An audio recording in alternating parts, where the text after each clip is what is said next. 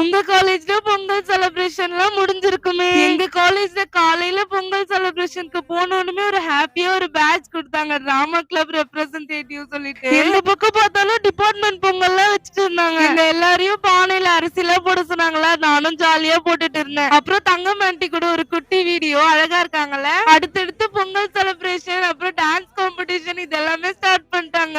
Stage மேல vibe இருக்கோ இல்லையோ ஸ்டேஜ் கீழ அவ்ளோ வைபா இருந்துச்சு. சரி கேண்டிடா நமக்கே தெரியாத மாதிரி ஒரு வீடியோ எடுப்போம்னு பார்த்தா அதையும் எடுக்க விட மாட்றா இவ. இன்னைக்கு காலேஜ்குள்ளேயே நிறைய கடைலாம் போட்டிருந்தாங்க. அதுவும் 90s கிட்ஸ் கடையில தான் நாங்க நிறைய வாங்கிட்டு இருந்தோம். ஆனா என்னோட first year second year compare பண்ணும்போது இந்த தேர்ட் இயர் பொங்கல் மாடரேட் தான். ஏன்னா என்னோட ஃபர்ஸ்ட் இயர் செகண்ட் இயர்லாம் செம்மையா இருந்துச்சு. மாட்டு வண்டி அப்படியே ஒரு திருவிழா மாதிரி இருக்கும் காலேஜ்.